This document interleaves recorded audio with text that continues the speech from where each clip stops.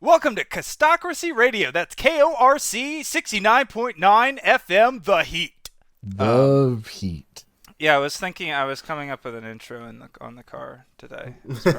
I was practicing that in the shower.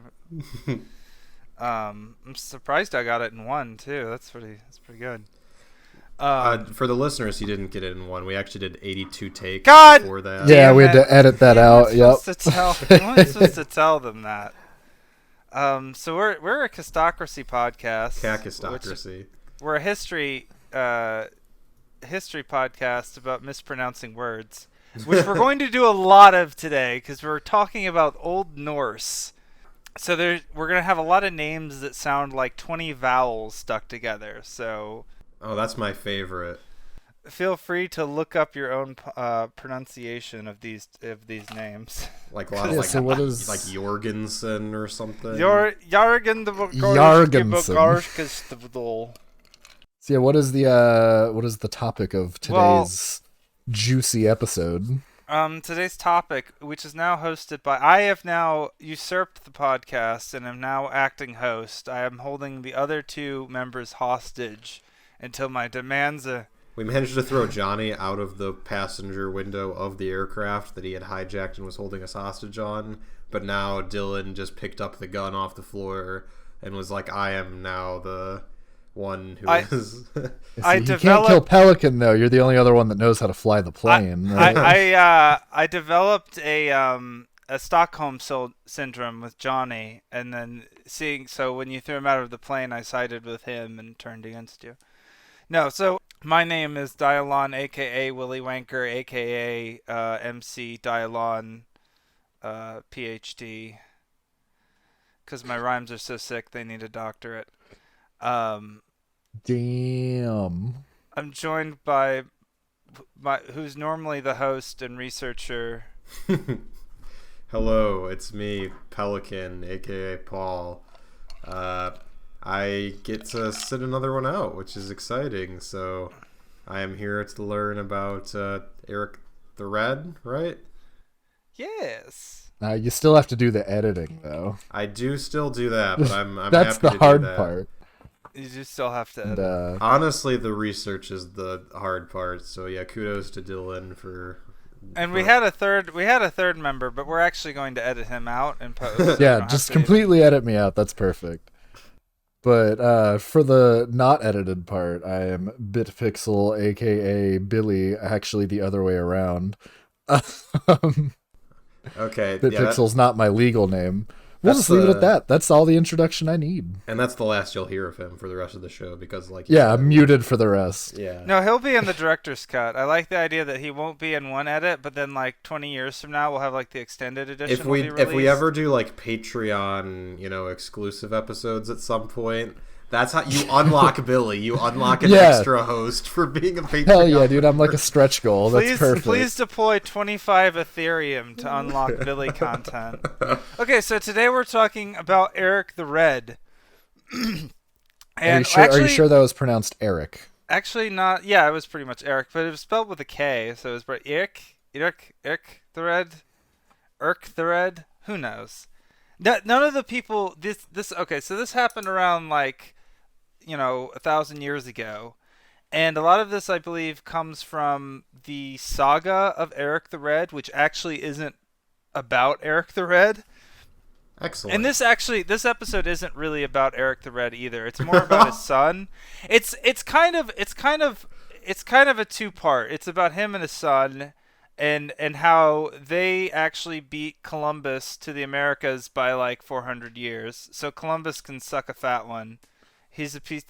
Not only was he a genocidal maniac, but he also was not the first European in America, and actually thought he was in India. At least the Norse guys. Well, I don't want to spoil anything, but so pretty much, Columbus was the Thomas Edison of exploration. Yeah, pretty, Perfect. something like that.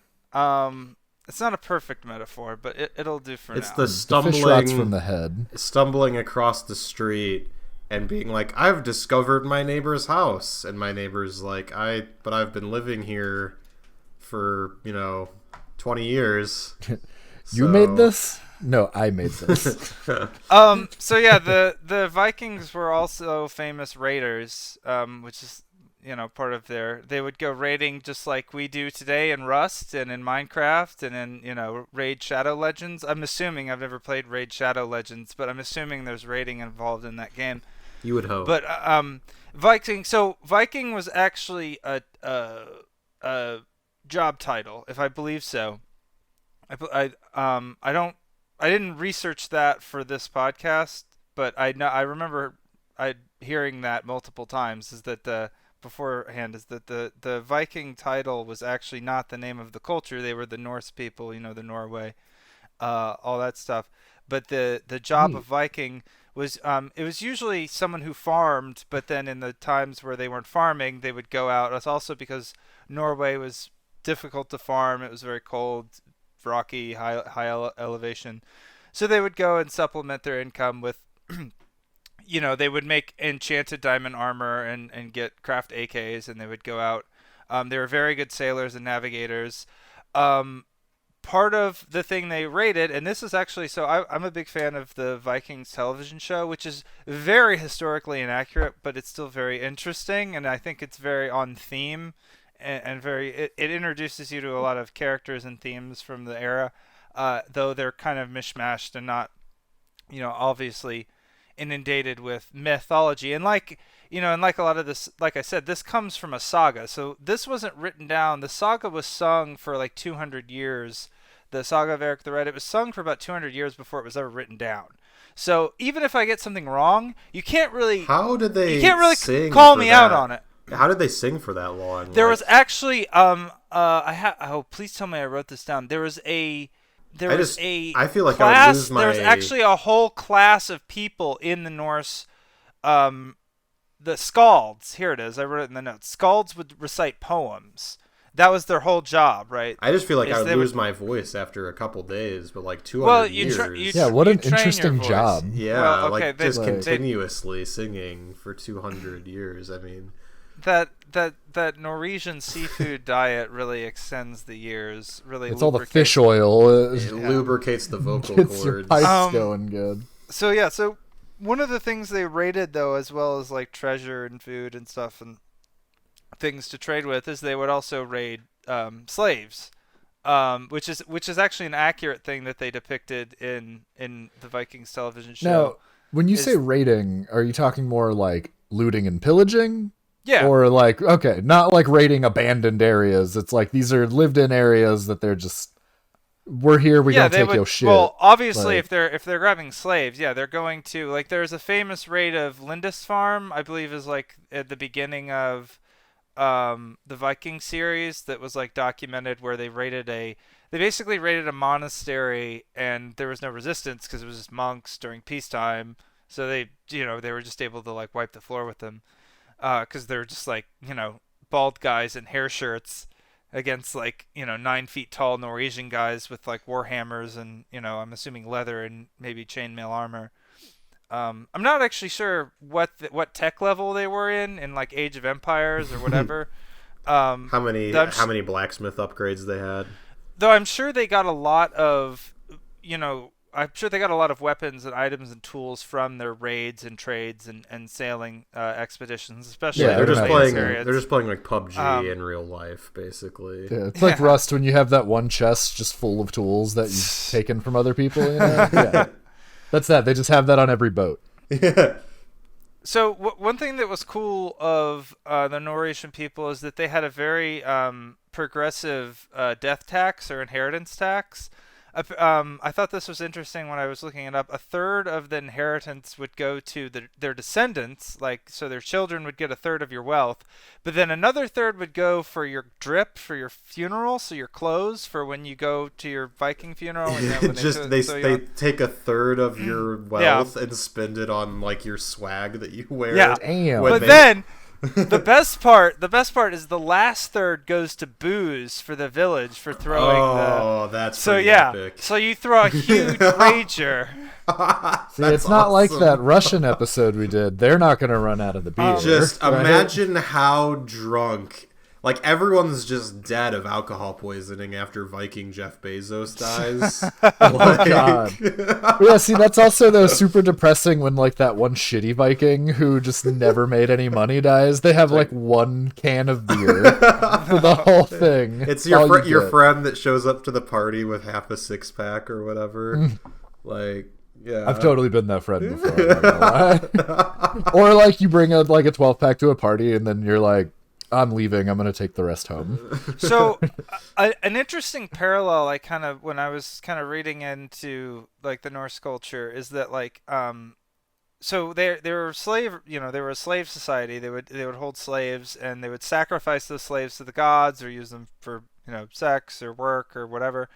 Though sometimes there would be like there's references here later with one of the Vikings like entrusting his children to his slaves. So it's like you're a slave, you're valued as much as I guess your master values you. But kind of despite that, having slavery, they did have like they were more progressive in far as like gender, in that women could be chieftains or chiefs and were fighters.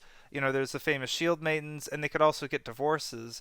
And that's actually paralleled in like Sparta, in ancient Sparta. Sparta was a slave society, but also the women had property rights and could divorce and like I think vote or something.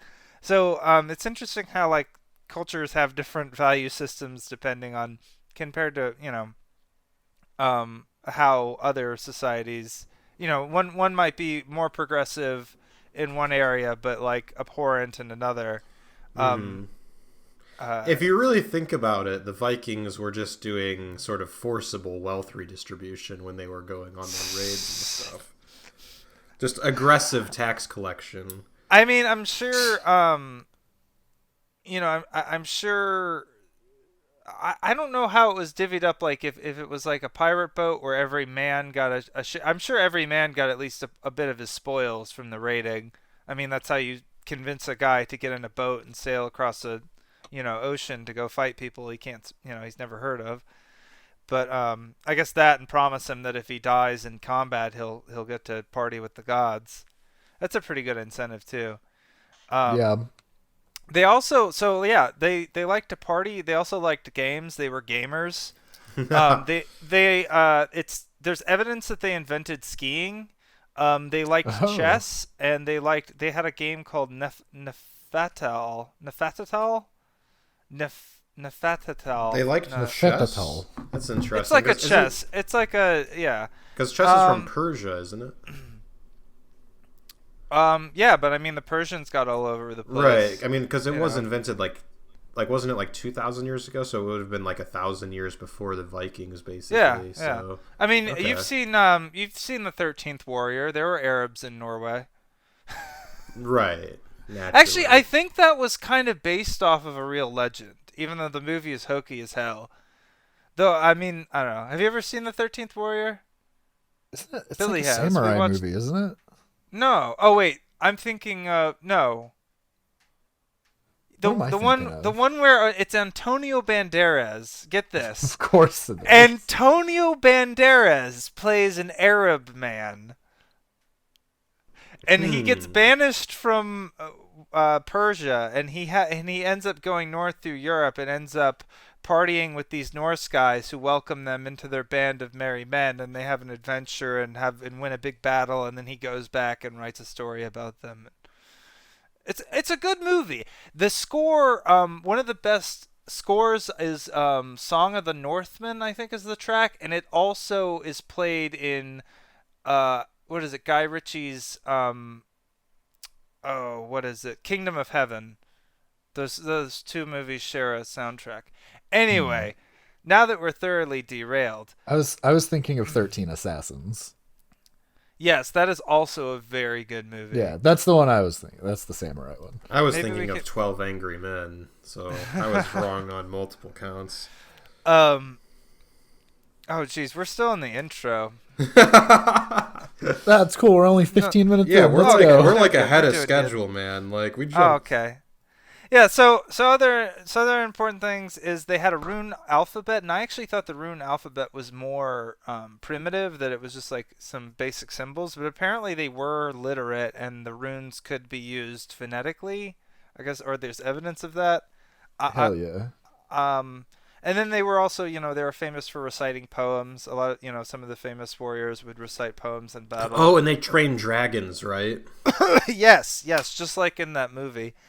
And one thing, and this is going to come up later when we talk about this little story here, is that they lived in one big room. They had like a big house, a big long house, usually made out of wood, stone or wood, Is that depending on what like they could get their hands on. what the Excuse me. Champions Guild in Skyrim? Exactly. Yeah, you Yeah, get a big okay. boat. You get a big boat. You flip it upside down. You put some dragons on that bitch. Hell yeah. So like that's Call it a probably crib. actually like a reference to that, right? Or like Yeah, of course. I mean, the whole because they were Skyrim also very they're like literally called Nords. Like the yeah. Skyrim people are literally called Nords, and they go to um Sovngarde instead of Valhalla, and they have Talos instead of Thor. Like, come on.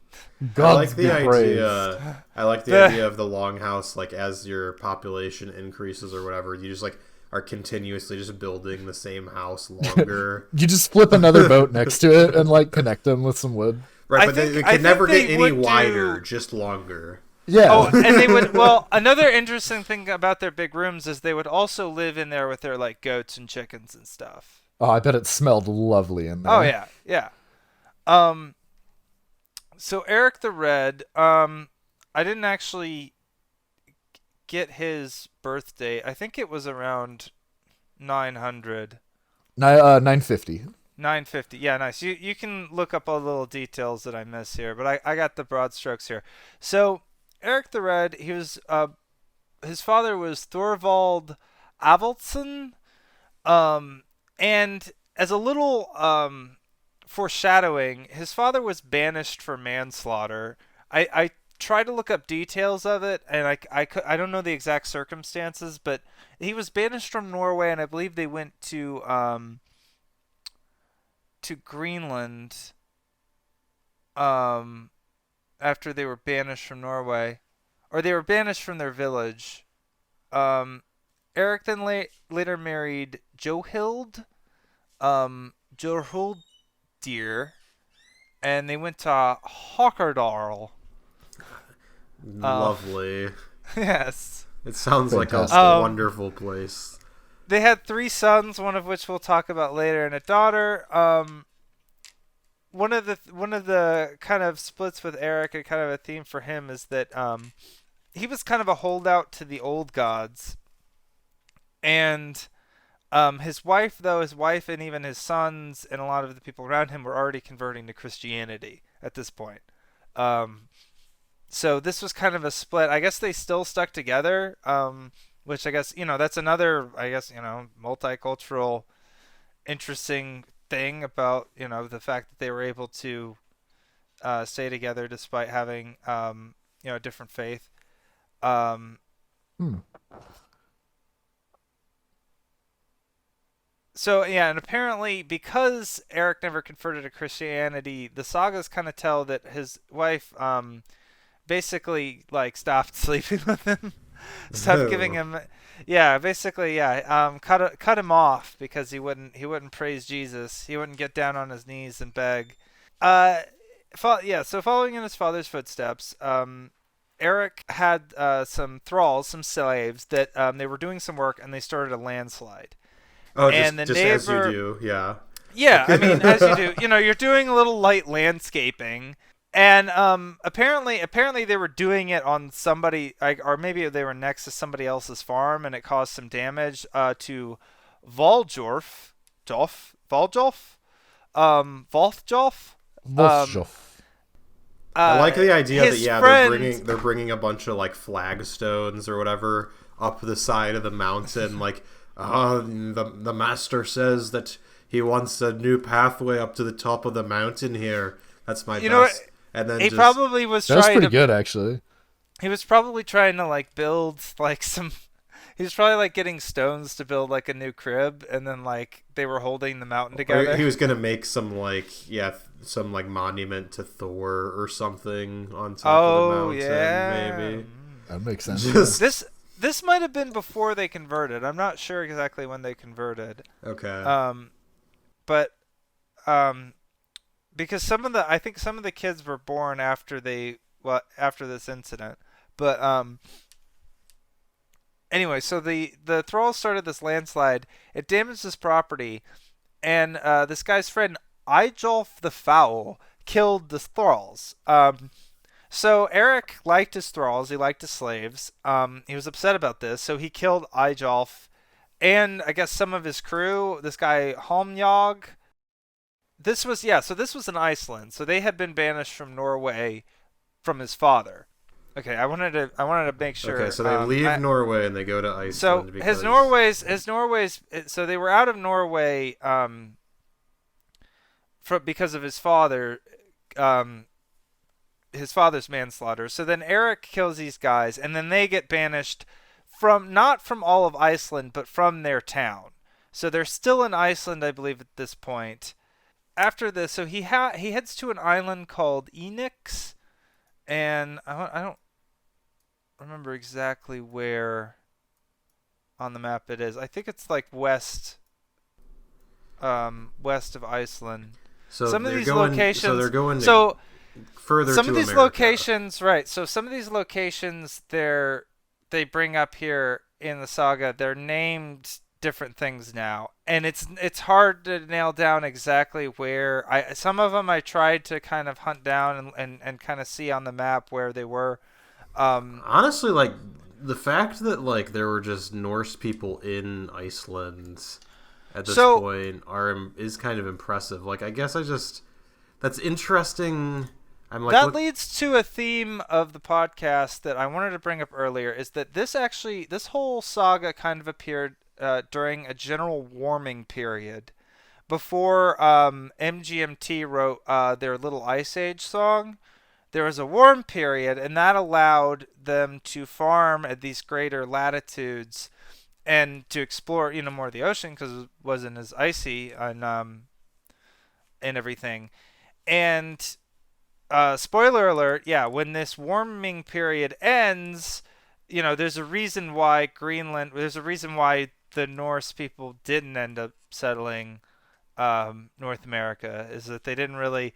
It's kind of like in Don't Starve, when like the winter's coming and you're setting up your camp. If you don't build everything you need by the time winter hits, it's like the decreased resources make it much harder to expand and be self-sustaining. So I just think it's impressive that like what's kind of funny, like, because I pulled up the Wikipedia page about Iceland, right? Because like I just kind of don't think about it that often, like the fact that like that there were people living there from Europe, in as early as the 9th century. So I guess it's just kind of crazy because it's like a continuous thing in Iceland. Like there are just people living there basically continuously from that point. I mean, humans have always lived anywhere they possibly can. Right, but what I think is interesting though is because we don't like each other that much. And if we can some of us, if we can figure out a way to live far away from our relatives and debt collectors and paparazzi, then we brave icy and dangerous conditions to fulfill our lust for solitude. Right. I just think it's interesting that like this was a known area, right? I guess and this is gonna sound stupid. It just had never occurred to me before then that like obviously Columbus, right? He's like, I'm gonna sail to India. If we can just go around the earth to India, right? And just kind of accidentally stumbles into North America because he just wasn't expecting there to be like another continent there. Is what that's like the account that I was told anyway. Yeah, pretty much. Actually, I don't even think he hit mainland. I think he only ever landed in like Cuba. I'm not sure. I read Christopher Columbus's actual like firsthand accounts of his like Voyage when I was in college. I do remember reading them, but I just don't remember Hell most of the yeah. details. That'd be a fun thing to read. Oh yeah, it was kind of bonkers. There's a lot of lunacy in there, but anyway, it's interesting though. Like now looking at this, like yeah, like Europe knows about Iceland. Like it's a place that they know exists. And so presumably they must also like have some inkling at least. Remember that this was told in sagas and in campfires and stuff. It's like this is also the time when people were more superstitious and thus other people might be more skeptical. So it's like people are like, oh yes, there's a land, there was a settlement out far to the west over the seas. And it's like, oh, that's just an old legend. You don't know what you're talking about. Because, I don't know. I mean, people still dispute geological, what we assume are geological facts. Some people dispute now. So I could even imagine back before Google Maps, yeah, I mean, if you didn't have a map of it, if it wasn't on your little scroll in your library, then was it there? I don't know. Is the map even right? I don't know. How did they even make maps back then? Like, not very well. If you've ever looked at old maps, even like early maps of America, the proportions are just like. And at a certain point, you just give up and you just write like "Here be dragons," and that's that. Yeah, pretty much. But like, not like, how would you even like try to do like the shapes? You know what I mean? Like. I think you would use probably involved. you would probably use like some cartography. Well, I mean, obviously that's map making. You would probably use like the same way you would navigate a ship across the ocean, like to figure out direction. If you could figure out like the angle you're traveling at and draw a triangle, then you can figure out the distance. You can do a little Pythagoras or something. You can eyeball it. I don't know. That's nuts. I don't know. I was actually thinking about this the other day, and I was thinking what I would do is I would try to sail my ship so that I would have one person in the crow's nest and one person on the deck. And I would try to keep my ship where the person in the crow's nest could see the land and the person on the deck could not, right? That would keep me the same, like a standard distance away from the shore. Then if I kept track of my turns, if I kept track of my compass headings, then I could trace the shore and then get an accurate tracing of the map. I don't know if anybody ever did that. It would probably be really hard to do. Yeah, even with modern technology like line of sight, that would be probably really hard to do. But an interesting experiment and a way to, attempt to disprove flat Earth, but you can't really disprove it because... Patreon goal, we will buy an antique sailing ship. Yeah, and we'll do that experiment. Yes. For some amount of money. We will role play Sea of Thieves for you. So where were we? Okay, so... Erik, like his father, he goes nuts. He kills some people, and they banish him. They actually only banish him for 3 years, so he could have come back. But after he leaves. Basically, he grinded a bunch of XP, and he had these wooden beams that he enchanted. No, but they had part of their longhouses. Like I said, part of these longhouses, they had their beams. They would carve their gods or ancestors or into. They were believed to have magical properties or, mystical. They were like family heirlooms as well. So Erik leaves these with his bro, Thorgist? Probably Thorgist. Thorgist. He leaves him his nice enchanted beams from his Minecraft server. And when he asks for them back later, he's like, bro, I don't have them anymore. Like, I don't know what I did with those or whatever. So Erik gets really fucking pissed, and he storms in and he takes beams from Torgist, but it's kind of believed that he took Torgist's beams. What probably happened was like Erik left his beams somewhere and be like, was like, Torgus, hey, could you like grab those and like hold on to those for me? And Torgus was like, yeah, sure. And they ended up just like rotting in the forest. They like probably just like got like drunk on mead and like just forgot about it. And then so Erik gets pissed off, and he actually kills a few of Torgus's men, or Thorgus's men. Um, you can look up the pronunciation, figure it out for yourself, folks. And he also kills two of his sons, which is a pretty shitty thing to do.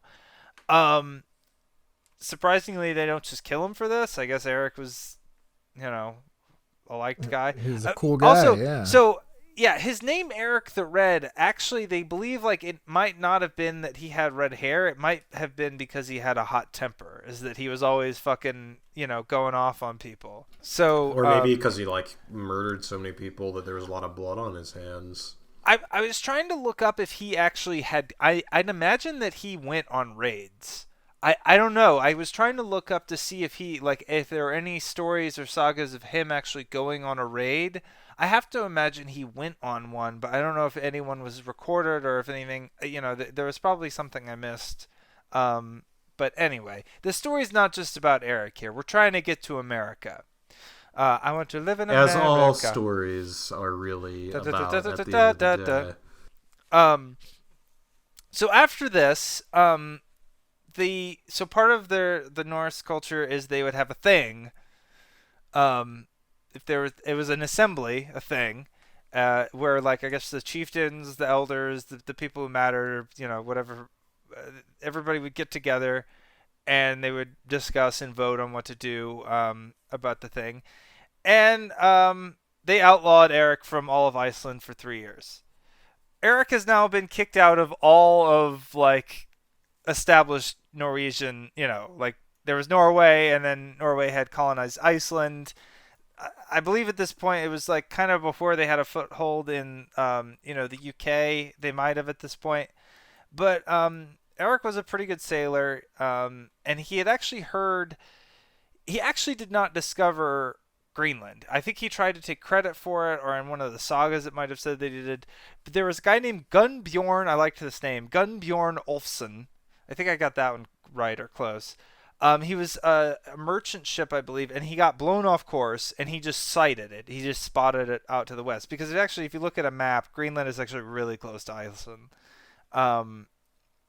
Relatively speaking, it's closer to Iceland than Norway is. Yeah, by a lot, to be clear. So, Erik decides at this point to fucking go for it. So he sails to Greenland, and he reaches kind of the southwest tip, or the southeast side kind of, and he decides to keep on exploring, and he goes to the western side. And actually, the way that, remember, this is a story also about climate, the way the Gulf Stream deposits ice on Greenland, I don't know how all the weather patterns work, but especially at this point, because there was kind of this warming period, the western side of Greenland was actually very green and fertile at this time. So a lot of people I'm looking say at a map now, and it looks like the western side today also looks like around the coast anyway. It looks like the ice and glaciers and stuff kind of recede inland a little bit, and there's some area that actually looks, relatively. We'll probably get more of that. Yeah. as the years go on. So so he actually sails all the way up, kind of up to the northwest coast of Greenland. But anyway, I brought up the West Coast thing is to say that like the Greenland thing has often been say, it was the first marketing trip, right? That he greened, and I believe Erik the Red is coined for calling it Greenland, but I think he did call that after reaching that western coast and probably seeing those western grasslands. And I do believe probably because of the volcanic activity. I wonder if that helps fertilize the soil at all. I don't know.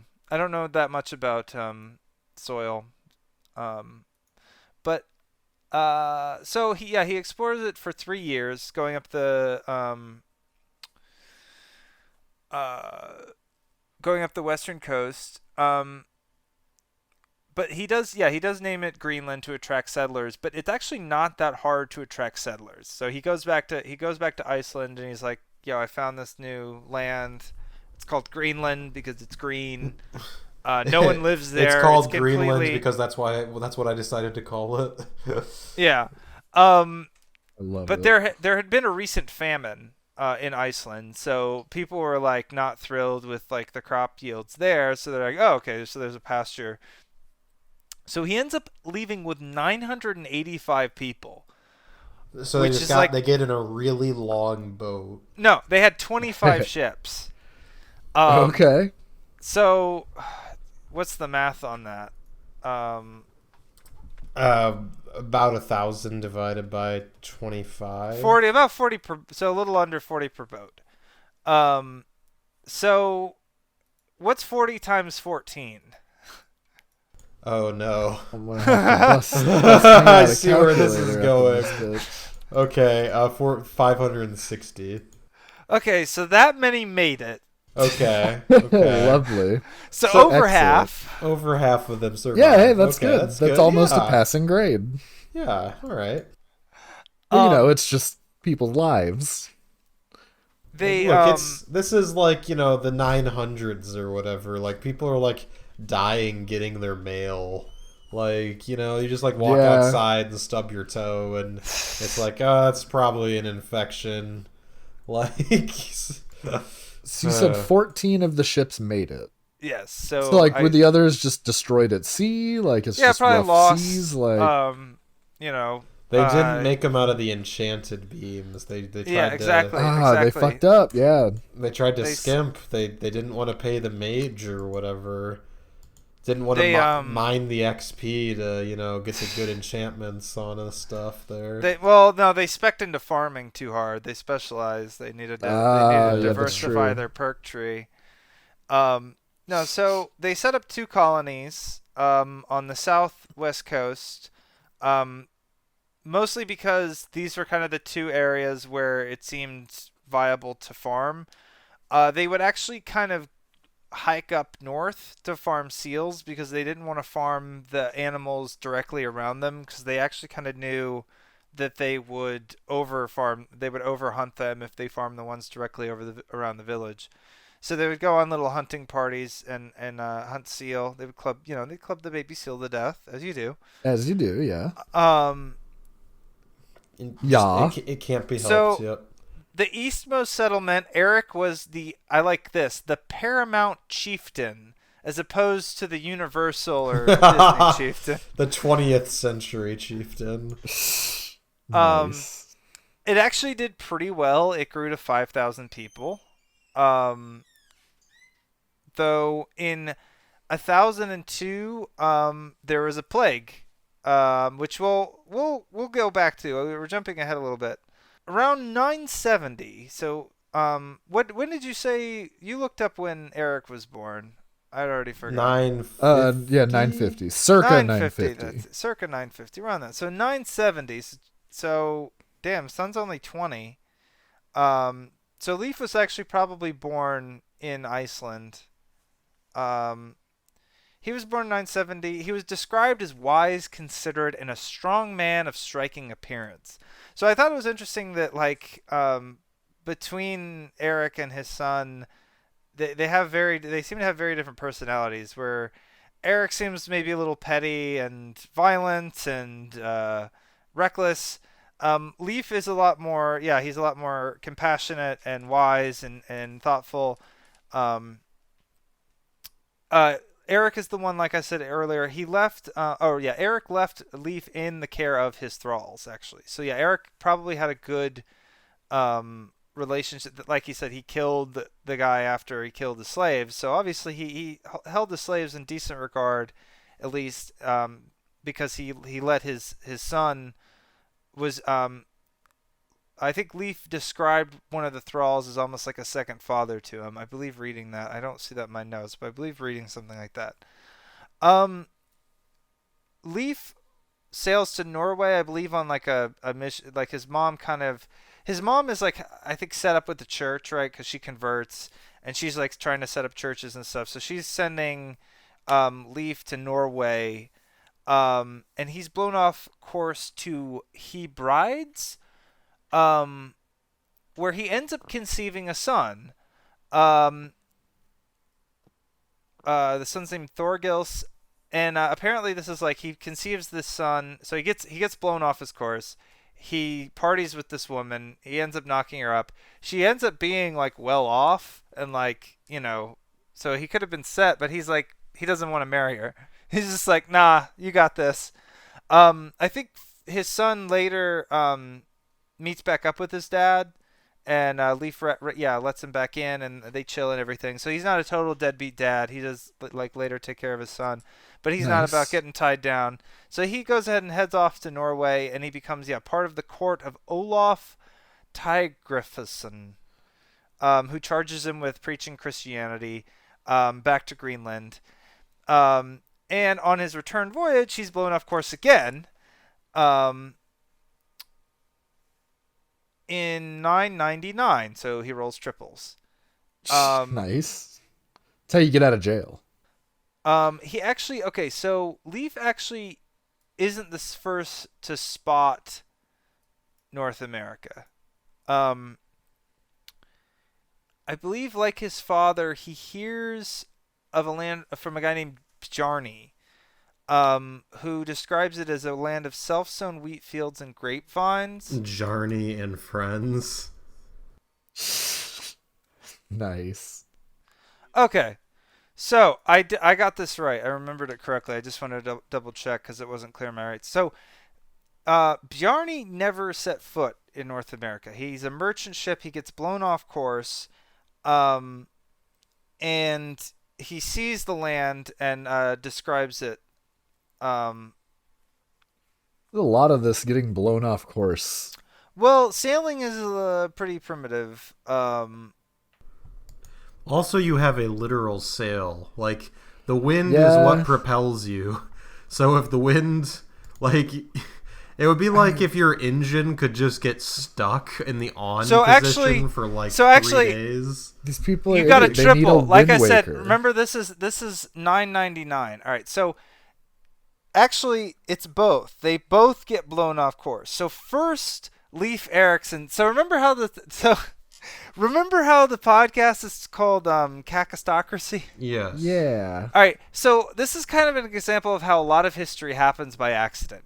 Right. So like the whole reason why there's a settlement in Iceland is because because there's a settlement in Greenland is because Erik the Red killed a bunch of people and got banished. Okay. Like it's it's like the little domino in this story is like dude flips off and kills a couple people. Big domino, Vikings versus Indians, or I'm sorry, Native Americans, or Cherokee, or Iroquois, or Crow, or yeah. So anyway, I just discovered something though in Iceland. That's why I was confused because it's both of them. So we do have, apparently there is a Taco Bell in Iceland. I'm looking at it right now. So just one. So I haven't found any others yet, but there's at least one. So Leif Erikson. Yeah, this is the important shit.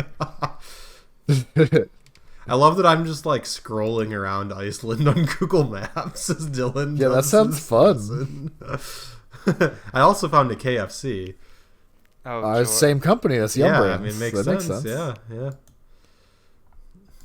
How did we get from Leif Erikson, to the Taco Bell in Iceland? Is the real question. We've got to get to America.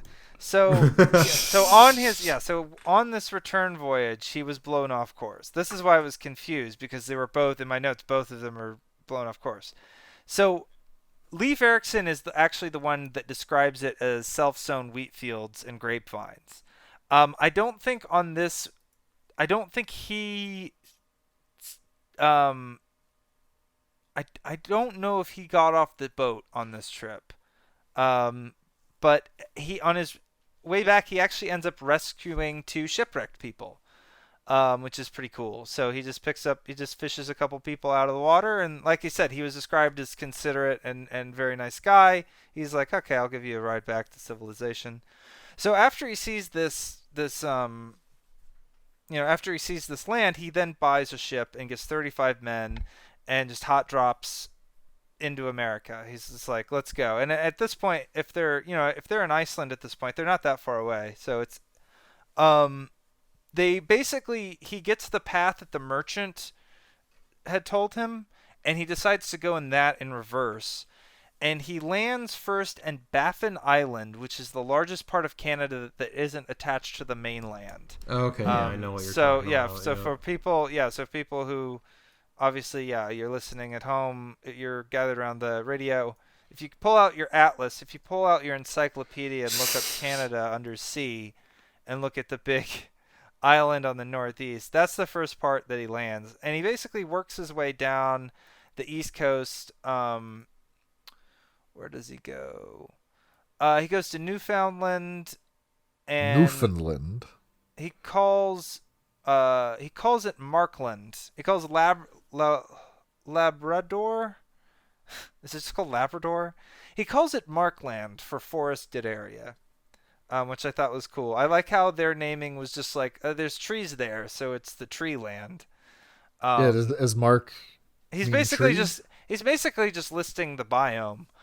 I told you they're just playing Minecraft. Near Cape Bald. Sign to forest. Near Cape Bald, I believe. He chills a lot on the Newfoundland Island, and he finds an area around Cape Bald where he describes there's a lot of good salmon spawn. So there's plenty to eat. I just want every podcast that we talk about stuff like this for it to all be in video game terminology. I'm loving this. Well, I mean, really good salmon spawn in the team, but like it's so relevant. We've got to break it down for the children. Yeah, that was how it was described. So he sets up his docks and he sets up a camp there.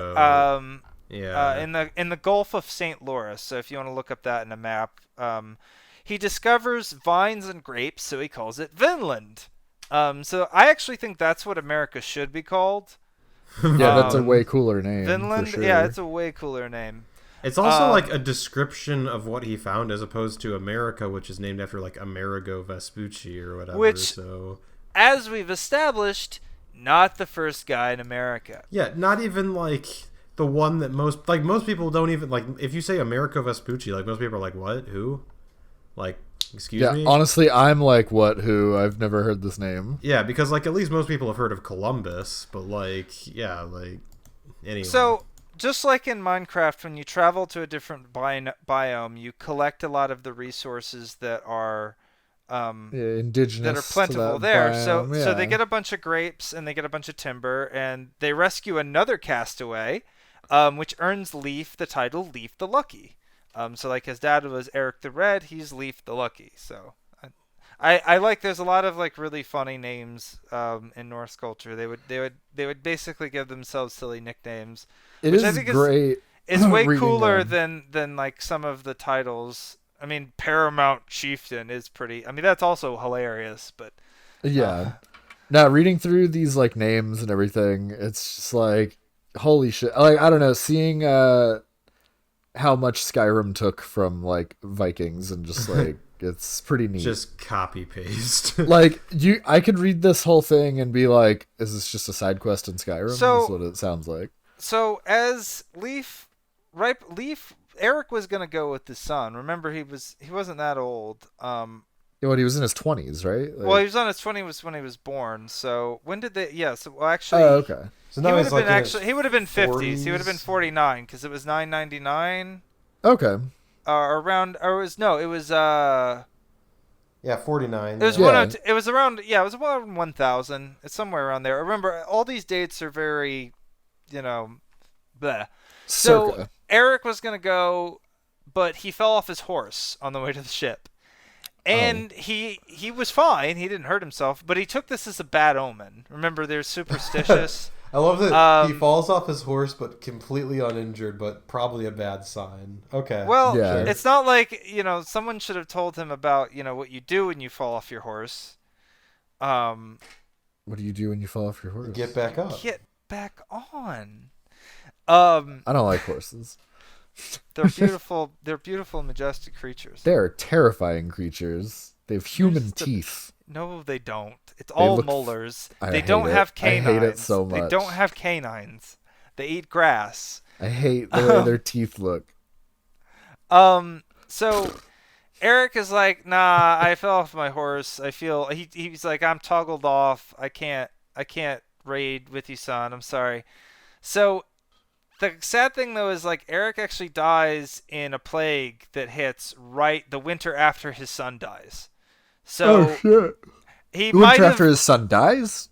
or no, after his son leaves. Yeah, okay. So yeah, he might have been okay had he gone with his son. He might not have gotten the plague. I don't know. It's hard to tell where or when he got it, obviously, and he might have just gotten it later. But at least he would have gotten on a cool boat ride. Since he died like that winter.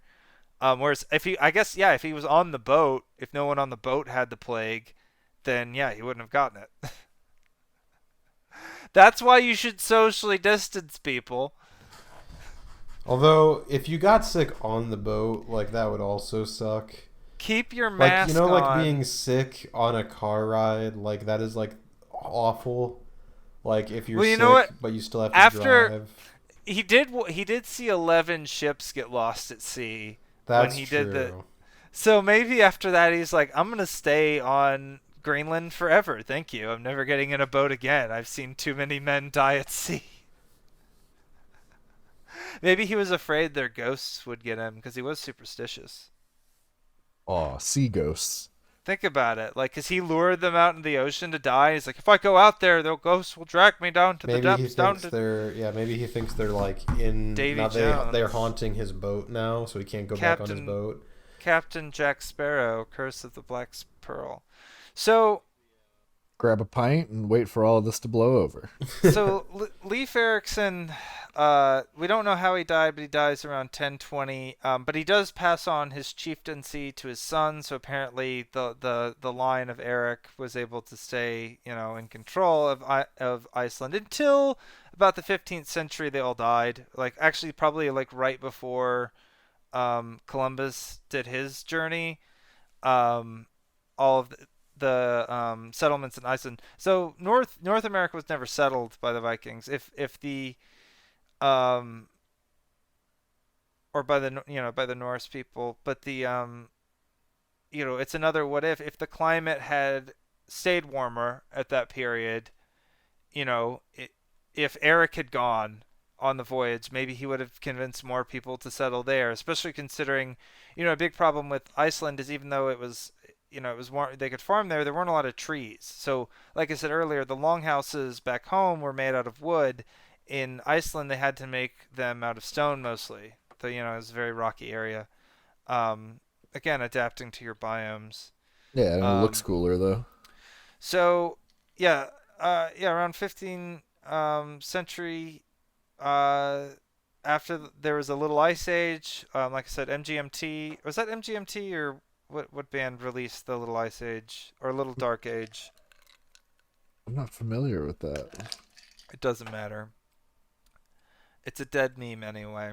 It's MGMT, Little Dark Age, yeah. Ah, I got it right. Sweet. So that's a story of how the Norse people were the first in America. I have one little anecdote to kind of I guess finish it off. This is kind of from the sagas. While in Vinland, Leif and his crew come in contact with natives, which in real life, I don't think Leif Erikson ever came in contact with natives, but I do think later expeditions they did. Obviously, because they do, refer to them in the sagas. They referred to the natives as Skralling, which was an archaic term for wretches. So not so PC there. They were still a little bit racist. Yeah, a bit racist. Yeah, but yeah. okay. That's kind of so- par for the course in this point. according to the sagas, the encounters with the indigenous people were initially friendly, with a strong trade relationship. Tensions rose when Leif's brother Thorvald was struck by an arrow in a fight with the natives, and he is famously known for pulling the arrow out and poetically reciting the phrase, "This is a rich country we have found. There is plenty of fat around my entrails." And then he dies. That's pretty hardcore. Oh my gosh. Yeah. Fucking brutal. Oh. Yeah, so that's the story. Yeah, so that's the story of The story of how Erik the Red. the stories Little of Domino Little Domino, aggravated assault and manslaughter. Big Domino, discover America. Okay, if only like it was that easy to like colonize other planets. Like Mars just becomes like the new Australia. We just send all the convicts there. Yeah, so it's interesting. So I've never heard the term Vinland, right? Other than there is a anime, like a manga that's now an anime called Vinland Saga. So I was just like, oh, I wonder what Vinland Saga is about. It is totally like about fucking Norse So you shit. watch that instead of this podcast. Even though if you've made it this far, you've probably already listened. It's to too the podcast. late. I think that's yeah, it's Yeah, about so- Vikings and shit. So yeah, I might watch Vinland Saga now. That's I like I I like the accidental discovery thing of like some dude gets blown off course and accidentally sees Greenland and is like, oh, I think there's a place over there, and then it's like some dude gets blown off course again and accidentally sees Canada and is like, it's just discovery by way of like navigational error. Like we didn't go looking for anything, but like just keeps finding us regardless. Nice. So, yeah, this is why I think we should rename Columbus Day Leif Erikson Day. Well, I Or- mean, or Leaf SpongeBob, Day. obviously. Happy Leif Erikson Day. Yeah. Oh, hey, And then- Jenga Jorgen. And then and instead of having an Indigenous Peoples Day, we just give America back to the Native people. I don't think that one's gonna happen. And then Oh shit! Um, Okay, all right. Going back to Vinland Saga, the anime. I'm looking it up. Yeah, it's the first episode's about Thorfinn, a boy living in Iceland who longs for adventure and is eager to know more about the world. He dreams of a land of paradise called Vinland that he hears about from the adventurer Leif. so this is clearly So- more historically accurate than what Yeah. No, this is dope. I'm totally gonna watch it. Sorry, all right. I'm gonna get off this page then. But that would be cool. A Viking anime. I didn't know that This is- existed. This is now an anime podcast. I'm sure there Well, are so that's several. like I said. That's the only time I've heard the word Vinland. Is like I've heard of that anime. So that's cool. Yeah, I mean, I've heard, I've heard Newfoundland referred to as Vinland before, but I was worried I was underprepared, but I feel like that was a good. I feel like I got the broad strokes. we in there. I got a feel like- solid, Yeah. we got a solid hour. We got an hour. I think that's the So- shortest episode so far. But I think an hour is a good length for a podcast. yeah, I do too. Said the man who used to be pushing for like 2-hour shows. I was just saying. Well, here's the thing: is normally an hour's I'm the good. one. Normally I'm the one doing the bants. Yeah, you're Yes. derailing. You're better see, I at can't. extending the length because I can't bant off of my own research. You have to bant off of mine. Mm-hmm. But maybe I should shut the fuck up more when you're driving. Maybe I should drive more of them because this was fun. Yeah, you did good. I wanted to like. There's a lot of things that I tried to find out, like about like how his father got banished exactly. You know, if they, what other journeys they might have gone on. But it was like I said, this was all told from like songs and stories and stuff, so it was really hard to. Who's get the to say, details. even if you found something that alleged something about what his father Yeah, did, we like, could just make it up. Like Like- this time when Erik the Red went to Macedonia and caught a Pikachu and then hung out with Rick and Morty. Yeah, he ate at White Castle afterwards. Yeah. He went to White Castle and because the Taco Bell was closed in Iceland that day. And then did drugs with Snoop Dogg and Seth Rogen. It's a pretty cool story. So this has been Kakistocracy, 69.9 FM, The Beat. KORC. No, you didn't call it The Beat earlier. You called it... I think I called it The Heat. The Heat. That's what the Vikings wish they had when they were sailing across the North Atlantic. It was a warming period. We need to end it on just like a really odd time, like right now.